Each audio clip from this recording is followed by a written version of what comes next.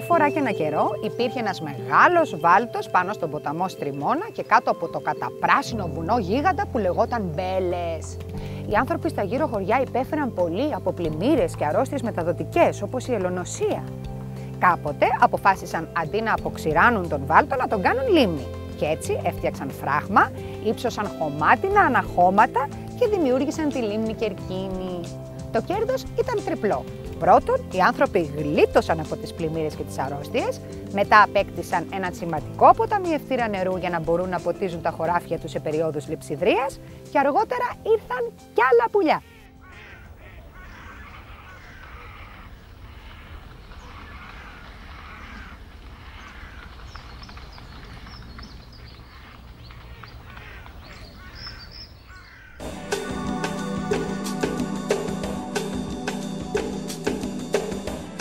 Η λίμνη Κερκίνη απλώνεται νότια των βουλγαρικών συνόρων με την Ελλάδα, κατά μήκος του ποταμού Στριμώνα, ο οποίος είναι και ο κύριος τροφοδότης της.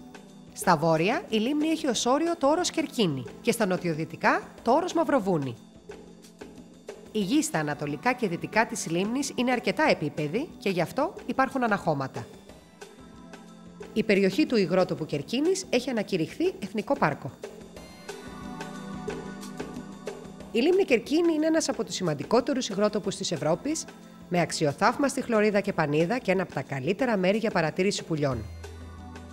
Η λίμνη Κερκίνη είναι ένας επίγειος παράδεισος, ένας πραγματικός μαγνήτης για πλήθος από φτερωτά όντα. Τουλάχιστον 300 είδη έχουν καταγραφεί εδώ και στα γύρω βουνά, γι' αυτό άλλωστε και από το 1974 ο υγρότοπος προστατεύεται από τη συνθήκη Ραμσάρ. Όλα τα ζώα που ζουν στον υγρότοπο συμβάλλουν στη διατήρηση και την ισορροπία του περιβάλλοντος, αλλά είναι τα πουλιά που προσελκύουν τους περισσότερους επισκέπτες. Ανυπομονούσα να δω και να μάθω περισσότερα. Γι' αυτό βρήκα τον κατάλληλο άνθρωπο, τον Θοδωρή Ναζιρίδη, Διευθυντή Φορέα Διαχείρισης Λίμνης Κερκίνης, και τον κατάλληλο τρόπο, βαρκάδα στα ήρεμα νερά της λίμνης. Θοδωρή, ο υγροβιότοπος της Κερκίνης είναι λίγο ιδιόρυθμη περίπτωση, γιατί μιλάμε για μια τεχνητή λίμνη, ένα έργο του ανθρώπου. Ναι, είναι μια τεχνητή λίμνη. Δημιουργήθηκε το 1932 με την κατασκευή ενός φράγματος κοντά στο χωριό Λιθόδοπο. Επίσης, την περίοδο εκείνη κατασκευάστηκε το Ανατολικό Ανάχωμα και ένα μικρό ανάχωμα το οποίο προστάτευε τον οικισμό της Κερκίνης. Έγινε κυρίως για αντιπλημμυρικούς λόγους. Ήταν ο κύριος λόγος για τον οποίο κατασκευάστηκε η λίμνη. Και ο δεύτερος, που ουσιαστικά ήταν συνέπεια της δημιουργίας της τεχνητής λίμνης, ήταν η χρησιμοποίηση του νερού για άρδευση του κάμπου των Σερών. Σιγά σιγά η χωρητικότητα της λίμνης σε νερό μειώθηκε. Έτσι κατασκευάστηκε ένα καινούριο φράγμα κοντά στο παλιό. Έγινε ανύψωση του Ανατολικού Αναχώματος και κατασκευάστηκε το Δυτικό Ανάχωμα. Και έτσι από το 1982 έχουμε την λίμνη στην μορφή που την ξέρουμε πλέον όλοι.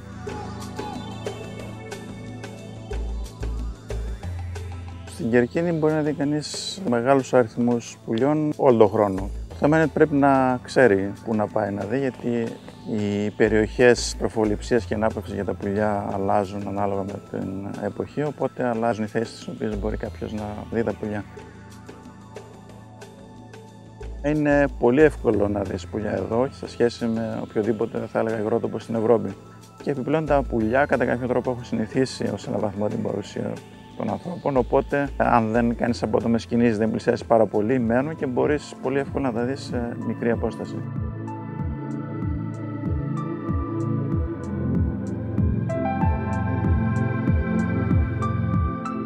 Έχουν καταγραφεί στον υγρότοπο περισσότερα από 300 είδη πουλιών.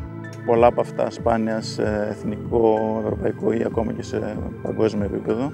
Πολλά από αυτά είναι σε μεγάλους αριθμούς και μπορεί να τα δει κάποιος Μπροστά του.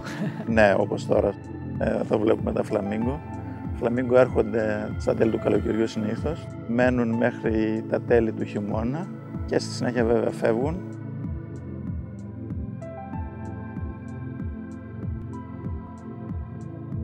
Υπάρχουν οι πελεκάνοι, ροδοπελεκάνοι και αργυροπελεκάνοι. Και μάλιστα για τους αργυροπελεκάνους εδώ και 4 χρόνια έχουμε μια νέα αποικία για το είδος στην Κερκίνη. Λαγκώνες, λευκοτσικνιάδες, αργυροτσικνιάδες, σταχτοτσικνιάδες, πουλιαρομίδες και χαλκόκοτες. Είναι ροδοί τα πιο πολλά. Όλα αυτά τα είδη φόλιαζαν παλιά στους καλαμώνες που υπήρχαν σε μεγάλη έκταση στην περιοχή, τουλάχιστον 10.000 στρέμματα, αλλά με το καινούριο φράγμα άλλαξαν τελείως οι υδρολογικές συνθήκες. Αυξήθηκε η μέγιστη στάθμη του νερού της λίμνης. Οι περιοχές αυτές με τους καλαμώνες κατακλείστηκαν και σιγά σιγά εξαφανίστηκαν τα καλάμια. Τα πουλιά μετακινήθηκαν και άρχισαν να φωλιάζουν στο δάσος που βλέπουμε μπροστά μας, το οποίο βέβαια την περίοδο εκείνη, στα τέλη της δεκαετίας του 80, ήταν πολύ πιο πυκνό και μεγαλύτερο σε έκταση. Όλα αυτά τα χρόνια έχασε τουλάχιστον το 70% της έκτασής του. Για ποιο λόγο αυτό?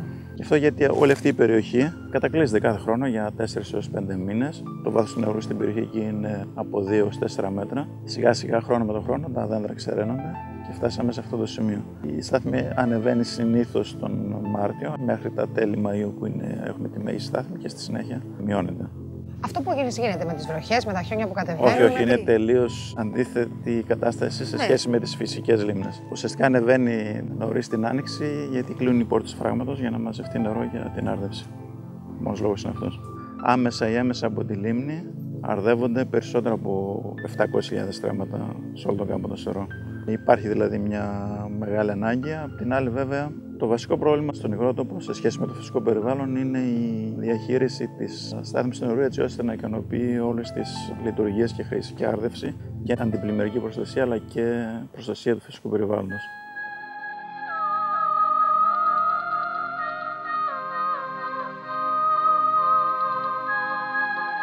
Εκείνο το οποίο επηρεάζεται όλα αυτά τα χρόνια είναι το περιβάλλον. Όπως είπα, τα καλάμια έχουν εξαφανιστεί, το δάσος έχει μειωθεί, τα νούφαρα που υπήρχαν στο βορειοδυτικό τμήμα της λίμνης πρακτικά από εκεί εξαφανίστηκαν.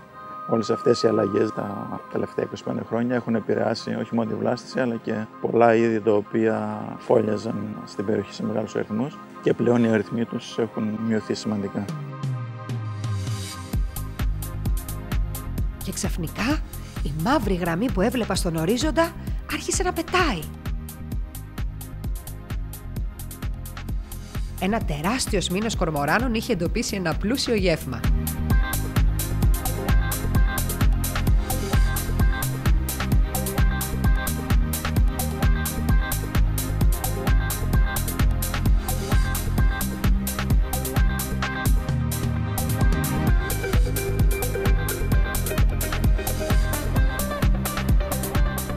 Τους κορμοράνους ακολουθούν και οι αργυροπελεκάνοι για να επωφεληθούν. Πρόκειται για μια αρμονική συνεργασία της φύσης. Οι κορμοράνοι ψαρεύουν βουτώντας στο νερό, οπότε τα ψάρια σκορπίζουν προς όλες τις κατευθύνσεις και όσο ανεβαίνουν στην επιφάνεια αποτελούν λία για άλλα είδη, τα οποία δεν βουτάνε, όπως οι αργυροπελεκάνοι.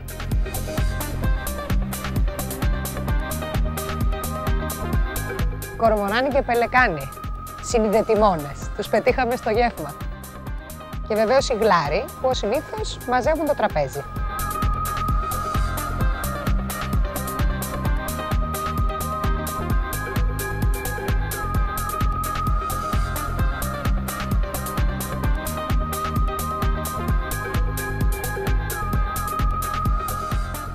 Εκτός από πουλιά, η λίμνη Κερκίνη έχει και πάρα πολλά ψάρια. Έχει πάρα πολλά ψάρια. Έχουν καταγραφεί στο σύστημα Στριμώνα Κερκίνης 30 είδη ψαριών. Τα πιο γνωστά από τα είδη των ψαριών είναι το γρυβάδι, που είναι και αυτό που έχει και τη μεγαλύτερη εμπορική αξία και γι' αυτό το προτιμούν και οι ψαράδες. Η πεταλούδα,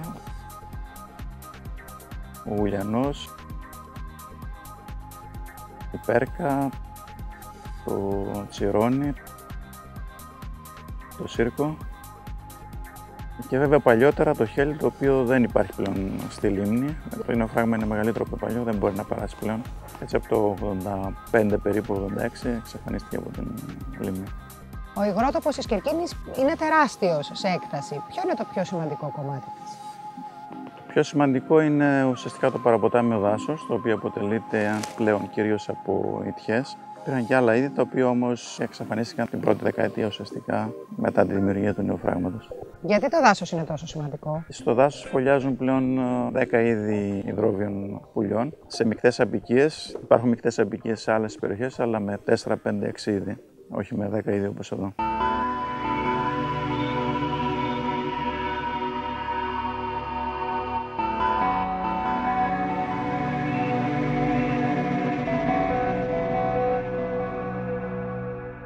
Προστατευόμενη περιοχή, υγρότοπος διεθνούς σημασίας.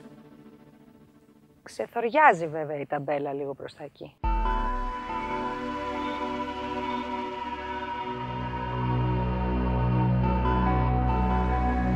Στο δρόμο για το δάσος, περνώντας από τα παραλίμνια χωριά, κάτι μου τράβηξε την προσοχή. Οι φωλιές των πελαργών. Οι πελαργοί φωλιάζουν σε όλα τα χωριά γύρω από τη λίμνη. Για κάποιο λόγο επιλέγουν να χτίσουν τις τεράστιες και ακατάστατες φωλιές τους πάνω σε στήλους της ΔΕΗ, του ΟΤΕ, σε τρούλους εκκλησιών, σε στέγες στάβλων. Η μεγαλύτερη συγκέντρωση είναι εδώ, στο χωριό Κερκίνη, όπου υπάρχουν πάνω από 30 φωλιές. Στην ευρύτερη περιοχή είναι περίπου 200.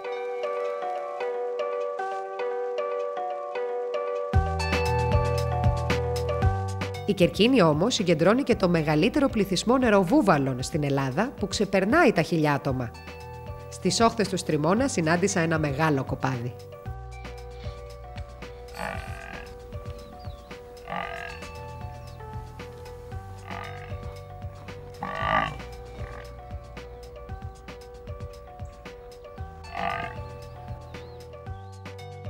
Τα υγρά λιβάδια. Οι όχθες του Στριμώνα και το δάσος το χειμώνα είναι ο τόπος που συναντάμε τα βουβάλια της λίμνης Κερκίνης που βόσκουν ελεύθερα.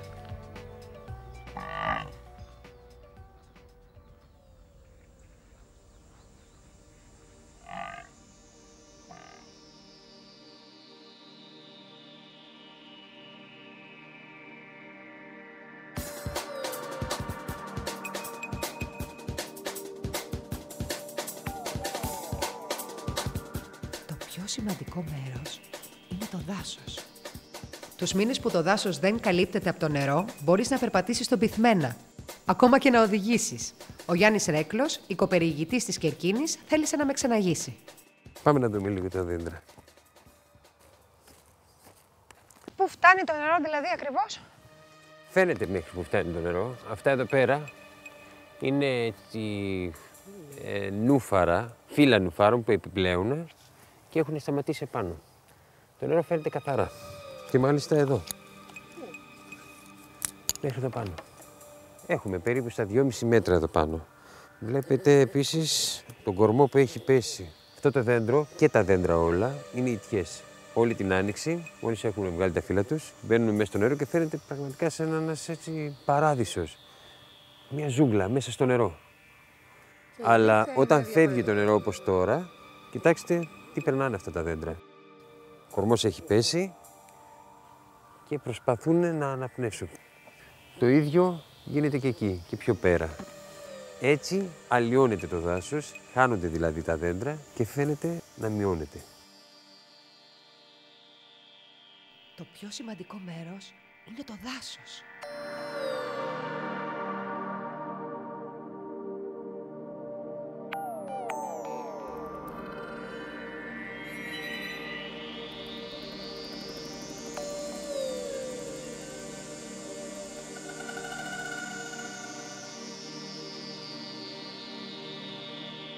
Δείτε λίγο τις φωλιές. Πολυκατοικία κορμοράνων. Συγχρόνως βλέπουμε και τα δέντρα. Βλέπεις οι τιές έχουν πέσει. Όσο μειώνονται τα δέντρα, θα μειώνονται και οι φωλιές. Καινούρια δέντρα δεν βγαίνουν. Όχι, δεν μπορούν να βγουν. Δεν υπάρχει δυνατότητα ανανέωσης τους, αναπαραγωγής τους. Η χλωρίδα αναπτύσσεται από τον Μάρτιο μέχρι τον Οκτώβριο. Ας πούμε, από τον Αύγουστο μέχρι τον Οκτώβριο, αν βγει κάποιο δεντρίλιο, έρχεται ξανά ο Μάρτιος και το σκεπάζει. Και το πνίγει. Κοιτάξτε. Όλα αυτά τα κλαδιά που φαίνονται εδώ μέσα γίνονται κρυψώνα για τα ψάρια. Οπότε δεν πρέπει να τα πειράζουμε.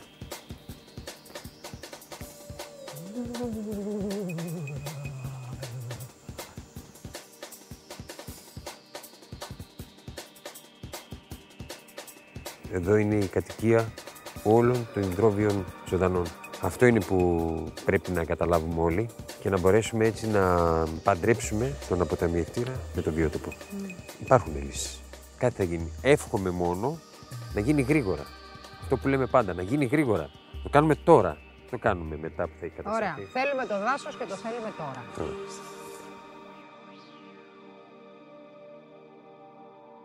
Δες λίγο τις κορμοράνους, δες τους. Κοίταξες. Μην προχωρήσουμε πιο εκεί. Και πάνω στα δέντρα είχε και κάτω. Θα πάμε εμείς πίσω όμως για να μην τα ενοχλήσουμε. Κοίτα πώς μαζεύουν. Κοιτάξτε, λίγο μας πήραν χαμπάρι και λίγο απομακρύνουν. Να το, όλα μετακινούνται. Ναι. Όσο υπάρχουν άνθρωποι που επισκέφτονται αυτόν τον τόπο, πιστεύω ότι υπάρχει και ελπίδα για να μπορέσουμε να το σώσουμε. Όσο περισσότεροι δηλαδή το αγαπάνε, τόσο περισσότεροι θα το σώσουμε. Δεν έχουμε παρά να το βάλουμε στην καρδιά μας, λοιπόν.